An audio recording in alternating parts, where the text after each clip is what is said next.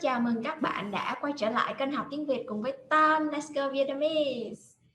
Today video we're gonna study a super short video, practice listening, and we will try storytelling method to learn Vietnamese. Let's get started. Chào các bạn. Hôm nay Tâm sẽ kể cho các bạn nghe một câu chuyện. Đây là câu chuyện về Ben và Liz. Có một chàng trai, tên anh ấy là Ben. Ben thì cao.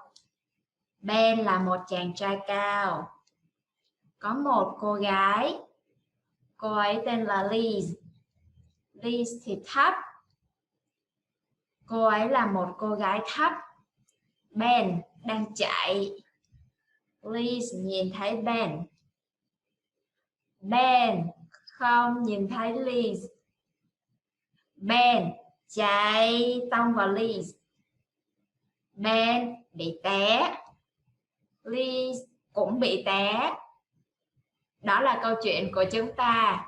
Bây giờ Tâm sẽ kể lại câu chuyện này. Lần này Tâm sẽ hỏi rất nhiều câu hỏi.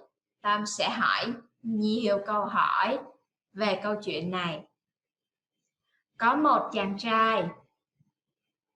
Có một chàng trai hay một cô gái? Có một chàng trai. Tên anh ấy là Ben. Tên anh ấy là gì? Tên anh ấy là Bill, phải không?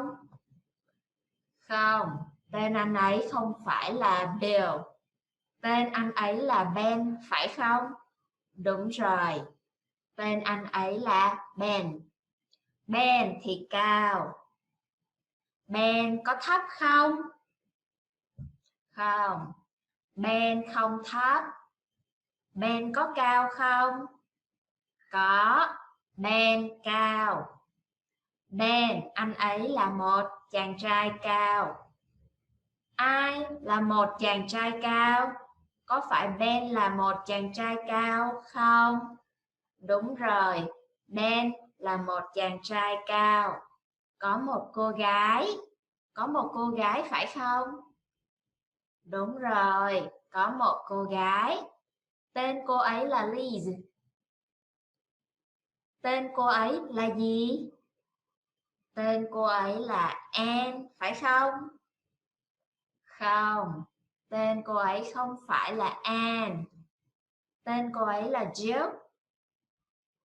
Không, tên cô ấy cũng không phải là Jill. Tên cô ấy là Liz, phải không? Đúng rồi, tên cô ấy là Liz. Liz thì thấp. Liz có cao không? Không, Liz không cao. Liz thấp phải không? Đúng rồi, Liz thấp. Cô ấy là một cô gái thấp. Cô ấy có phải là một cô gái cao không? Không, Liz không phải là một cô gái cao. Liz có phải là một cô gái thấp không? Đúng rồi, Liz là một cô gái thấp. Ben đang chạy. Ben đang làm gì? Ben đang ăn, phải không? Không, Ben không đang ăn. Ben đang suy nghĩ, phải không? Không, Ben cũng không đang suy nghĩ.